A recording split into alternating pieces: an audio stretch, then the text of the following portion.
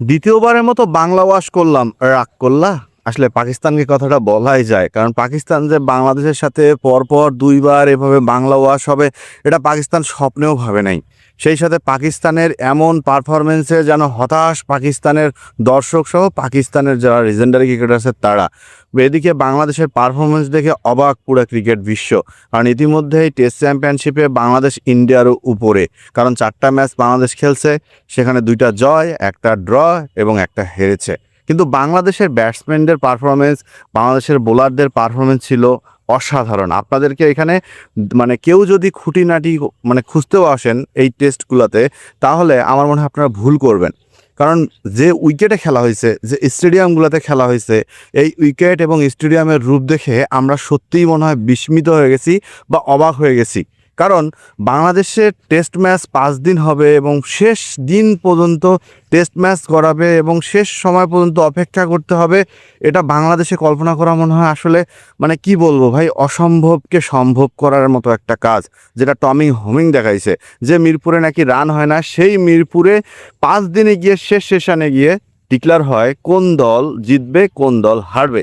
সব মিলায় test match ছিল অসাধারণ প্রথমটা।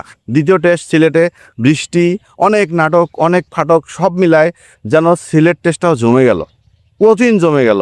এমন উইকেট দেখে পাকিস্তানের ক্যাপ্টেন শান মাসুদও এসে ধন্যবাদ জানাইলো যে এই টাইপের উইকেট যিনি বানাইছে তাকে ধন্যবাদ দেওয়া দরকার। তিনি প্রেস কনফারেন্সে এই কথাটা বলছে না? আসলে তারা ধন্যবাদ পাওয়ার কথা, কারণ যে উইকেটে ব্যাটাররা ব্যাটিং করতে পারছে, যে উইকেটে স্পিনাররা টান পাইছে, যে উইকেটে পেসাররা বাউন্স পাইছে, এমন ট্রু উইকেট বিশ্বে আর কোথায় পাওয়া যায়? আর বাংলাদেশে যে পাওয়া যাবে, এটা তো কোটি টাকা দিয়ে খুঁজলেও আগে হইতো না। তো সেই বাংলাদেশে এমন ট্রু উইকেট, এমন সত্যিকারের উইকেট আর এত ভালো খেলা, এটা যেন টেস্ট ক্রিকেটের আর একটা সৌন্দর্য বাংলাদেশে এনে দিছে। এবং পাকিস্তানকে ডাবল ধোলাই করা, এটা যেন বাংলাদেশের জন্য একটা সাহসের নাম হইতে পারে।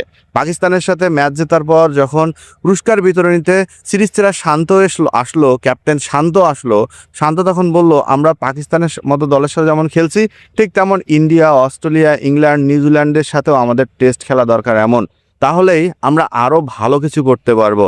এমনটা এক্সপেকটেশন হতেই পারে, কারণ এত ভালো উইকেটগুলো যদি আমাদের দেশের ব্যাটসম্যানরা যদি পায়, তাহলে তারাও রান করবে, তাদের স্ট্রাইক রেটও হবে অনেক ভালো, তারাও নিজেদেরকে মেলে ধরতে পারবে, সেটা তারা প্রমাণ করছে।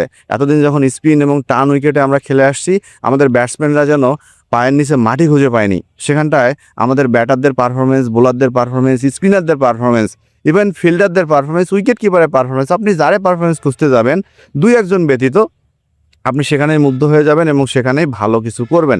সব মিলায় বাংলাদেশের এমন পারফরমেন্সে আমার মনে হয় বাংলাদেশ ক্রিকেট দলও খুশি, বাংলাদেশের যারা ক্রিকেট প্রেমী আছে তারাও খুশি।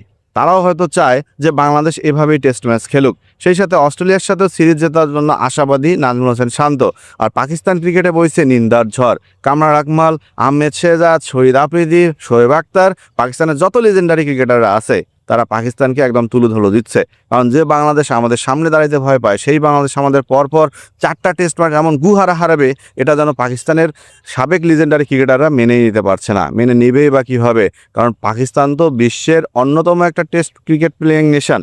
যারা ভারত, অস্ট্রেলিয়া, নিউজিল্যান্ডের সাথে টেক্কা মারে, তারা যখন বাংলাদেশের সাথে এসে এমন পানিতে নাস্তানবুদ খায়, তখন তো পাকিস্তানের ক্রিকেটের সম্মান যাবেই। সেই সাথে বাংলাদেশের সম্মান উঁচু হয়ে গেছে।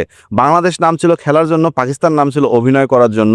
এমনটাই যেন প্রমাণ হয়ে গেল দ্বিতীয় টেস্টে। কারণ রেজওয়ান যেভাবে সময় ক্ষেপণ করছে, চতুর্থ দিনেই কিন্তু রেজওয়ান যেভাবে সময় ক্ষেপণ করছে, সেখানে তৃতীয় দিনেই কিন্তু বাংলাদেশ ম্যাচটা হাতে নিয়ে নিতে পারত।